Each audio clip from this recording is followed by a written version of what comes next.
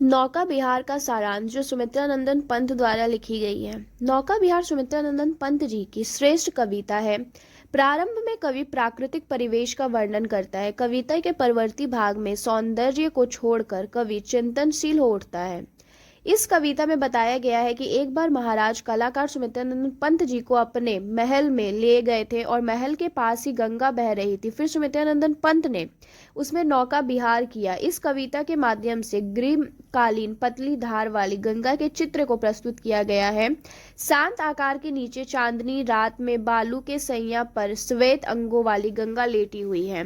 वह तापस कन्या के समान पवित्र है। उसके जल में चंद्रमा का प्रतिबिंब दिखाई पड़ रहा है। वही उसका मुख है। गंगा का तल बाला की हथेली में है और जिस पर वह अपना मुख रखे हुए है। गंगा के वक्ष पर उठती हल्की लहरें इथला रही हैं।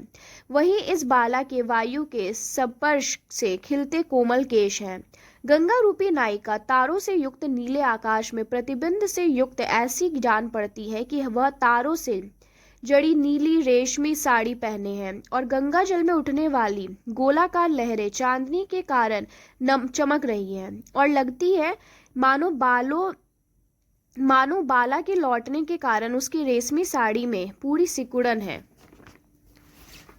सुमित्रानंदन पंत जी ने रात्रि के माध्यम प्रथम पहर में नौका विहार किया। किनारे पर सफेद बालू पर चांदनी ऐसी प्रतीत हो रही है मानो प्रस्फुटित सोपी के भीतर से मोती की कांटी चारों ओर फैल रही हो। पालदार छोटी नाव गंगा में मंथर गति से आगे बढ़ती जा रही थी और ऐसे प्रतीत हो रहा था जैसे कोई श्वेत हंस ने अपने सफेद पंख खोले हुए जल पर धीरे धीरे तैरकर आगे बढ़ रही है। गंगा के शांत निर्मल जल में चांदी के समान सफेद चमकते हुए किनारों का प्रतिबिंब पड़ रहा था, जिससे किनारे क्षण भर के लिए दुगनी ऊंचे दिखते थे। कलाकार का राजभवन भी जल में प्रतिबिंब को ऐसा जान पड़ता था जैसा वह अपने अतुल वैभव में स्वप्न देख रहा हो। सुमित्रानंदन पंत जी ने अपनी इस कविता नौका विहार के माध्यम से गंगा की सुंदरता का वर्णन बहुत ही सुंदर ढंग से किया है। गंगा की सुंदरता में चंद्रमा एवं आसपास का दृश्य जो उसकी सुंदरता को और बढ़ा देता है। शांत निर्मल जल में चमकती हुई गंगा बहुत सुंदर प्रतीत होती है। आकाश और चमकते तारों का प्रकाश जल में प्रतिबिंबित होता था, जो लहरें के साथ साथ हिलता हुआ ऐसा प्रतीत हो रहा था मानो जल में अपने आंखें फाड़े कुछ खोज रहा है।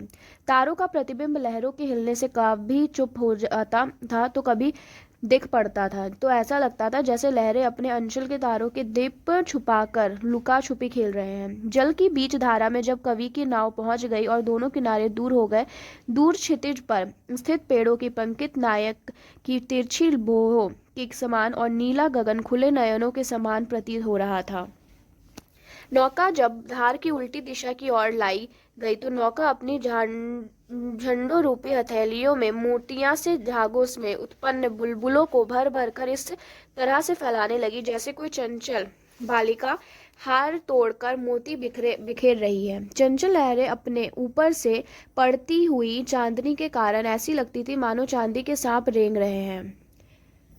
जैसे जैसे नाव किनारे की ओर बढ़ती जा रही थी वैसे वैसे ही कवि के मन में अनेक दार्शनिक विचार आ रहे थे। जैसे इस धारा के समान संसार की गति भी सदैव गतिशील रहती है। कवि को अपनी उभरता का ज्ञान हो गया। जन्म मरण के दो किनारों के बीच नवजीवन नौका का विहार अनादि काल से होता चला आ रहा था। जल के समान ही जीवन भी सनातन है। प्रस्तुत कविता में सुमित्रानंदन पंत जी ने प्राकृतिक चित्र बड़े ही प्रस्तुत किया है, परंतु जहाँ कभी दार्शनिक